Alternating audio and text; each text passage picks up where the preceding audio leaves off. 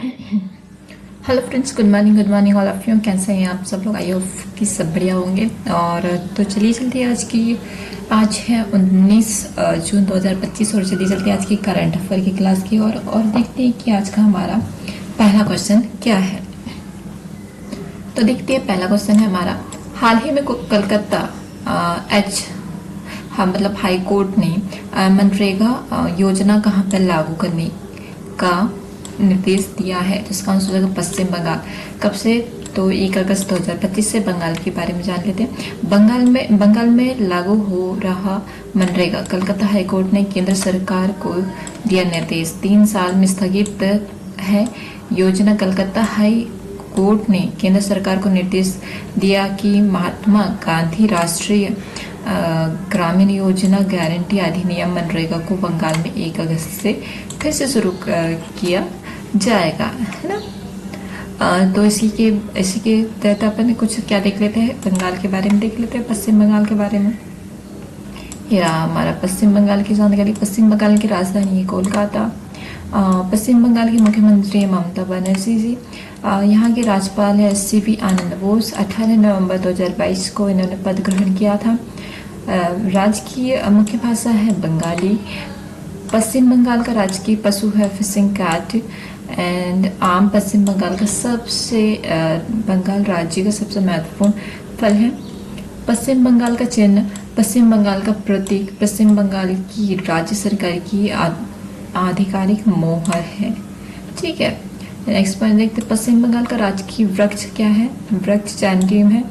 इसे हिंदी में छातवन या सतपर्णी भी कहा जाता है। पश्चिम बंगाल का राजकीय मूल फूल हरसिंगा है। इसे पारिजात या सिफालेगा भी कहा जाता है। ठीक है, प्रश्न नंबर 2 देखते हैं। हाल ही में निजी वाहनों के लिए 3,000 रुपए का फास्टैग NHAI वार्षिक पास किसने लॉन्च किया है? इसका आंसर नीतीश गडकरी जी ने। फास्टैग एनुअल पास किया है। केंद्रीय मंत्री नितिन गडकरी ने फास्टैग को लेकर बड़ा ऐलान किया है। इसे निजी वाहनों को खास तौर से फायदा होगा। इन्होंने बुधवार को 3,000 रुपये वार्षिक फास्टैग आधारित पास की घोषणा की है। ठीक है, और ये रहा हमारा फास्टैग। 15 अगस्त से चालू होगा और 1 साल के लिए यात्राओं का वैध कितना रहे, मतलब कितनी यात्राओं के लिए? 200 यात्राओं के लिए ये वैध रहेगा। ठीक है, फास्टैग आधारित वार्षिक ऐलान 3,000 पर ईयर एंड 15 अगस्त से चालू हो जाएगा और 1 साल में 200 यात्रा हम कर सकते हैं। ठीक है, प्रश्न नंबर 3 देखते हैं। हाल ही में संयुक्त राष्ट्र को अंतर्राष्ट्रीय महिला किसान वर्ष के रूप में घोषित किया गया है 2026 को। ठीक है, संयुक्त राष्ट्र महासभा में 2026 को आधिकारिक रूप से अंतर्राष्ट्रीय महिला किसान वर्ष घोषित किया गया है। इसका उद्देश्य महिलाओं की कृषि में भागीदारी और चुनौतियों को वैश्विक मंच पर लाना है। यह भारत जैसे देशों के लिए विशेष रूप से महत्वपूर्ण है, जहां लगभग 80% आर्थिक रूप से सक्रिय महिलाएं कृषि कार्य में लगी हैं, लेकिन केवल 8.3 महिलाओं ही भूमि की मालिकिन है। ठीक है, इसके आगे हम कुछ महत्व देख लेते हैं महिलाओं से रिलेटेड।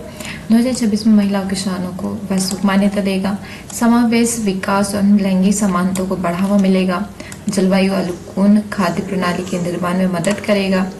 कृषि अर्थव्यवस्था में संचारात्मक असमानताओं को संबोधित करेगा। वैश्विक खाद्य सुरक्षा और ग्रामीण आजीविका को सुदृढ़ करेगा।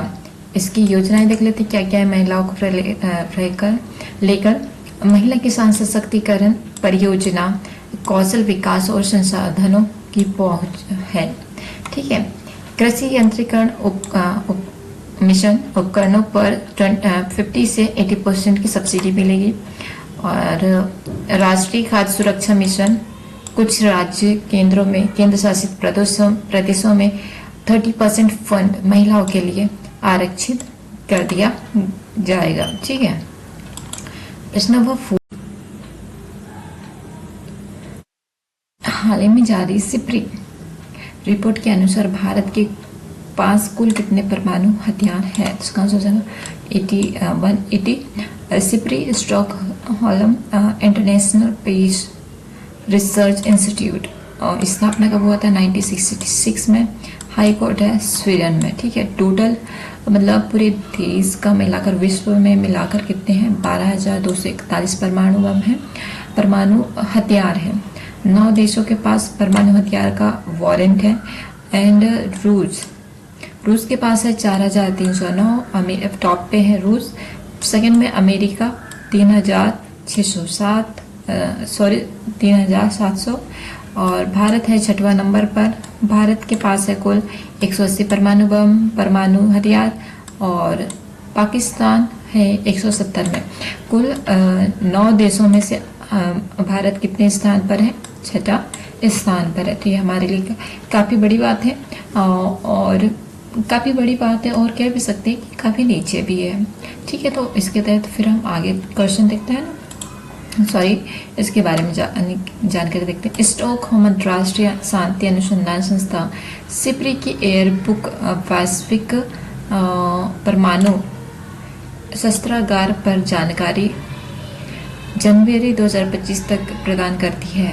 भारत के पास 180 परमाणु हथियार है। ठीक है, कोहम अंतर्राष्ट्रीय शांति अनुसंधान संस्थान ईयरबुक 2025 वैश्विक परमाणु शस्त्रागार पर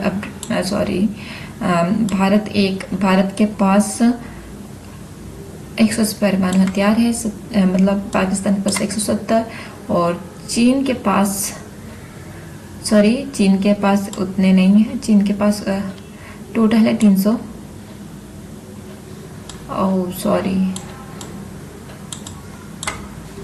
तो ये रहा हमारा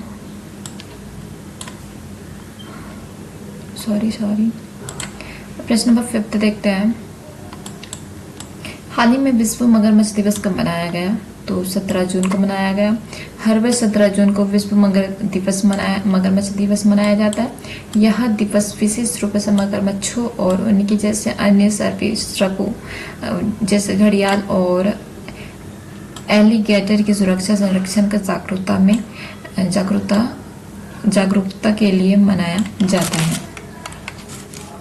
प्रश्न चलिए अभी हमने पढ़ा है कौन सा दिवस से रिलेटेड क्वेश्चन। तो चलो हम मंथ जून के कुछ इम्पोर्टेंट से हम क्या देखते हैं, डेज देखते हैं ना। तो चलिए चलते हैं। चलिए important days and June month. ठीक है, वर्ल्ड मिल्क डे 1 जून को और ग्लोबल डे इन पेरेंट्स तो ये भी 1 जून को मनाया जाता है। 3 जून को वर्ल्ड बाईसाइकिल डे मनाया जाता है। 5 जून को वर्ल्ड एनवायरनमेंट मनाया जाता है। 7 जून को वर्ल्ड फूड सेफ्टी डे मनाया जाता है और 8 जून को वर्ल्ड ओशियन डे। 8 जून को वर्ल्ड ब्रेन ट्यूमर डे। 9 जून को इंटरनेशनल अचीव डे। 9 जून को वर्ल्ड एक्रीडिटेशन डे मतलब विश्व प्रत्यायन दिवस 9 जून को मनाया जाता है। 10 जून को इंटरनेशनल डे डायलॉग एलम सिविलियंस मनाया जाता है और 11 जून को इंटरनेशनल डे ऑफ प्ले अंतर्राष्ट्रीय खेल दिवस मनाया जाता है। 12 जून को world day against child labour विश्व बाल श्रम निषेध दिवस मनाया जाता है। ठीक है, 14 जून को रक्तदाता दिवस मनाया जाता है। 15 जून को वैश्विक पवन दिवस मनाया जाता है। 17 जून को विश्व मरुस्थलीकरण एवं सूखा रोकथाम दिवस मनाया जाता है। 17 जून को विश्व मगरमच्छ दिवस मनाया जाता है, जो कि आज हमने ये पढ़ा है। ठीक है, क्वेश्चन नंबर 6। हाल ही में भारत का पहला हॉकी इंडिया मास्टर कप 2025 का आयोजन कहाँ किया जा रहा है? तो इसका आंसर हो जाएगा चेन्नई में। हॉकी इंडिया मास्टर कप 2025 इसका फर्स्ट एडिशन होगा। कब से कब तक है? तो 18 जून से 27 जून तक होगा। कहाँ होगा? तो चेन्नई में स्टेडियम है मेयर राधा कृष्णम कृष्णन हॉकी स्टेडियम में। तो चलिए हॉकी से रिलेटेड थोड़े देखते हैं। 18 जून से 27 जून को होगा ना, mayor Radhakrishnan Krishnan hockey stadium. 18 जून से 27 जून मेयर हैं राधाकृष्णन हॉकी स्टेडियम चेन्नई। आयोजक है हॉकी यूनिट ऑफ तमिलनाडु। इस 10 दिवसीय टूर्नामेंट का आयोजन तमिलनाडु हॉकी यूनिट कर रहा है, जिसे 40 से अधिक आयु वर्ग के पुरुष एवं 35 से अधिक वर्ग की आयु की महिलाएं भाग लेंगी। इस टूर्नामेंट में पुरुषों की 12 और महिलाओं की 8 टीमें हिस्सा लेगी। ठीक है, प्रश्न नंबर 7 देखते हैं। हाल ही में आर्मन डुप्लेक्स ने 6.28 मीटर के साथ इस खेल को 12वीं बार विश्व रिकॉर्ड बनाया है। तो कौन सा खेल? पोल वॉलेट। ठीक है, तो ये कहाँ पे हुआ?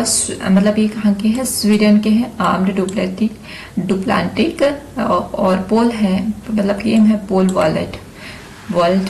ठीक है, स्टॉकहोम, सॉरी, ओके, ये रहा स्टॉकहोम डायमंड लीग में 6.28 वर्ल्ड रिकॉर्ड बनाया। इन्होंने 12 बार अपना ही रिकॉर्ड तोड़ा है। ठीक है, Lawrence world sportsman of the year 2025 का खिताब भी इन्होंने ही जीता है। ये रहे हमारे आर्मन डुप्लांटिस ने पोल वॉल्ट में, ठीक है, डायमंड लीग भी हासिल की है। ठीक है, ये रहे हमारे। नेक्स्ट क्वेश्चन देखते हैं। हाल ही में जलगंगा संवर्धन अभियान किस राज्य ने शुरू किया है? इसका आंसर होगा मध्य प्रदेश में। प्रश्न नंबर 9, हाल ही में मंगोलिया के नए प्रधानमंत्री कौन बने? तो इसका आंसर होगा जडर सातर गोबजोस। 13 जून को सत्तारूढ़ मंगोलियन पीपुल्स पार्टी के प्रस्ताव को गोम्बो जदन सतार को मंगोलिया का प्रधानमंत्री नियुक्त किया है। प्रश्न नंबर 10, हाल ही में साइबर सुरक्षा अभ्यास का आयोजन किसने किया? तो इसका आंसर डिफेंस साइबर एजेंसी ने। डिफेंस साइबर एजेंसी ने 16 जून 2025 को साइबर सुरक्षा नामक एक बहुचरण साइबर सुरक्षा परीक्षण अभ्यास की शुरुआत की है। 12वीं दिवसीय कार्यक्रम 16 जून से 27 जून तक रक्षा और सुरक्षा एजेंसियों से जुड़े 100 से अधिक प्रतिभागियों और वास्तविक साइबर खतरों का अनुकरण कर साइबर सुरक्षा लचीलापन और रणनीतिक निर्णय क्षमता का परीक्षण देने के उद्देश्य से आयोजित किया गया है। ठीक है, प्रश्न नंबर 11 देखते हैं। हाल ही में चर्चा में रहा बनी हॉप शब्द किस खेल से है? तो इसका आंसर है क्रिकेट से। प्रश्न नंबर 12 देखते हैं। हाल ही में अनलिमिटेड टेबल टेनिस 2025 का खिताब किसने टीम ने जीत लिया है? तो यह आंसर हो जाएगा यू मुंबा ने। डेम्बो गोवा चैलेंजर्स के हरमित देसाई यू मुंबा टीटी के बर्नाइडेट एड्रोजक्स के सीजन का एमवी चुना गया। यू मुंबा टीटी ने रविवार को अहमदाबाद के arena ultimate table tennis 2025 final में जयपुर पेट्रियट्स पर 8-4 से शानदार जीत अपने नाम हासिल किया। यूटीटी खिताब जीता। ठीक है, यूटीटी। प्रश्न नंबर नेक्स्ट देखते हैं। सॉरी, ये हमारा यू मुंबा टीम है। ठीक है, यू मुंबा ने यूटीटी फाइनल 2025 में जयपुर प्रेडियस को हराकर पहला अल्टीमेट टेबल टेनिस अपने नाम किया है। ठीक है, नेक्स्ट क्वेश्चन देखते हैं 13 नंबर का। हाल ही में भारत का पहला ऐसा राज्य कौन सा बन गया है जिसे स्थानीय निकायों को एक पोर्टल में जोड़ दिया गया है? तो इसका आंसर होगा मध्य प्रदेश। मध्य प्रदेश सरकार ने ई नगरपालिका 0.2 लॉन्च किया है, जिससे नागरिक सेवाएं पारदर्शी और कुशल हो गई है। ठीक है, प्रश्न नंबर 14 देखते हैं। हाल ही में कनाडा ग्रैंड प्रिक्स 2025 का खिताब किसने जीत लिया है? इसका आंसर होगा जॉर्ज रसेल ने। जॉर्ज रसेल ने रविवार को मर्सिडीज को 2025 सीजन की पहली फॉर्मूला 1 जीत दिलाई। जिसमें कनाडियाई ग्रैंड प्रिक्स के अंतिम लैप में मैकलारेन टीम के साथ सारथी ऑस्कर पियास्ट्री और लैंडो नॉरिस के बीच हुई नाटकीय टक्कर का फायदा उठाया गया है। इससे रिलेटेड कुछ क्वेश्चन पॉइंट देखते हैं। पियास्ट्री ने ड्राइवरों की रैंकिंग में अपनी बढ़त 198 आंकड़ों तक बढ़ा ली है, जबकि नॉरिस 176 अंकों के साथ दूसरे स्थान पर है। वेरस्टेपेन ने 155 अंक में, जबकि रसेल ने 136 अंक पर है। ठीक है। क्वेश्चन नंबर 15, हाल ही में चर्चित इंद्रायणी नदी कहाँ स्थित है? तो इसका आंसर हो जाएगा महाराष्ट्र में। जीवनदायिनी नदियों में से एक इंद्रायणी नदी, जो महाराष्ट्र के पुणे शहर की शान मानी जाती है। इंद्रायणी नदी यह महाराष्ट्र में स्थित एक नदी। यह भीमा नदी कृष्णा नदी की एक सहायक नदी है। एक सहायक नदी है। यह एक वर्षा आधारित नदी है जो लोनावला के पहाड़ी स्टेशनों के पास पश्चिमी घाट से निकलती है। ठीक है। अब यहाँ पे ये इसलिए मतलब चर्चित में, क्योंकि यहाँ का पुल टूट चुका है और काफ़ी लोग घायल और काफ़ी लोगों की मतलब 4 से 6 लोगों की मृत्यु हो गई है। ठीक है। नेक्स्ट क्वेश्चन देखते हैं। हाल ही में किस देश के खिलाड़ी ने सोफी डिवाइन ने वनडे क्रिकेट से संन्यास की घोषणा की है? जिसका आंसर होगा न्यूजीलैंड। डिवाइन ने अंतर्राष्ट्रीय क्रिकेट में वनडे 107 विकेट और T20 में 119 विकेट लिए हैं। डिवाइन का बयान यहाँ न्यूजीलैंड क्रिकेट 17 केंद्रीय अनुबंधित खिलाड़ियों की घोषणा से पहले आया है। ये रही हमारी डिवाइन जी। न्यूजीलैंड विमेंस की कप्तान सोफी डिवाइन इस साल भारत और श्रीलंका में होने वाले वनडे वर्ल्ड कप के बाद फॉर्मेट से संन्यास लेने की घोषणा की है। हालांकि वह T20 इंटरनेशनल में खेलती रहेगी। सोफी ने घोषणा मंगलवार को की है। ठीक है। प्रश्न नंबर 17 देखते हैं। हाल ही में चर्चित दुनिया का सबसे बड़ा गैस क्षेत्र साउथ पारस कहाँ स्थित है? इसका आंसर हो जाएगा ईरान में। निया का मतलब दुनिया का है, निया नहीं सॉरी यहाँ पे दुनिया है ना। दुनिया का सबसे बड़ा गैस क्षेत्र साउथ पारस हाल ही में इसीलिए चर्चित में है क्योंकि इजराइल ड्रोन हमले से किया गया था, जिससे ईरान के गैस आंशिक रूप से बाधित हो गया है। साउथ पारस ईरान और कतर के बीच साझा किया गया एक विशाल प्राकृतिक गैस क्षेत्र है जो पारस की खाड़ी में स्थित है और यह दुनिया का सबसे बड़ा प्राकृतिक गैस भंडार है। साउथ पारस दुनिया का सबसे बड़ा गैस क्षेत्र ईरान में है। यह क्षेत्र ईरान के बूशहर प्रांत में और कतर के साथ साझा करता है, जिसे कतर नॉर्थ फील्ड भी कहा जाता है। यह दुनिया का सबसे बड़ा प्राकृतिक गैस भंडार है। ईरान की घरेलू गैस आवश्यकताओं को लगभग 2/3 हिस्सा प्रदान करता है। ठीक है। तो ये रहे आज के हमारे 17 क्वेश्चन जो कि हमारे लिए बहुत इंपॉर्टेंट है 19 जून 2025 के लिए। मैंने ट्राई किया है कि मैं अच्छे से अच्छे कंटेंट देने की कोशिश करूं आप लोगों को, क्योंकि आप लोग जब मुझे सपोर्ट करते थे मुझे लगता है कि हाँ कि आप लोग मुझे सपोर्ट कर रहे थे। मुझे आप लोगों के लिए ज़्यादा से ज़्यादा क्वेश्चन और कम टाइम पर आप लोग प्रोवाइड करना होता है। तो आजकल मैं इतने ज़्यादा टाइम लग रहा है मुझे एडिट करने में, क्योंकि प्लस कॉलेज भी जाना होता है, प्लस मुझे स्टडी भी करनी होती है क्योंकि कॉम्पिटिशन की भी एग्ज़ाम की तैयारी भी कर रही हूँ। तो प्लीज़ मुझे सपोर्ट करिए प्लीज़। और आई होप कि आप लोगों को वीडियो सारी चीज़ें पसंद आ रही हो। पर कहीं मुझसे बहुत सारी मिस्टेक्स होती हैं, मुझे पता है, क्योंकि मैं जनरली मैंने कभी पहले ऐसा नहीं बनाया था। बिफोर ईयर से ही कर रही हूँ, तो मुझे इतना नॉलेज नहीं है। मैं पहले कॉपी में सेलफोन पकड़कर वीडियो बनाया करती थी, फिर उसके बाद फ्रेंड ने मुझे एडवाइस दिया कि हाँ ऐसे बना सकते। तो अभी मैं फ्रेंड की रूम आती हूँ और फिर मैं कंटेंट रेडी करती हूँ और फिर कंटेंट रेडी करने के बाद मैं उसे वॉइस रिकॉर्ड करती हूँ और फिर मैं अपने हॉस्टल लौटती हूँ। तो वो प्लीज़ यार फ्रेंड्स मुझे माइंड मत कीजिएगा, बट मैंने नहीं बताना चाहिए बट मैंने बताया। तो थैंक यू सो मच। आज की वीडियो में यहीं समाप्त करते हैं और मिलते हैं नेक्स्ट न्यू वीडियो के साथ।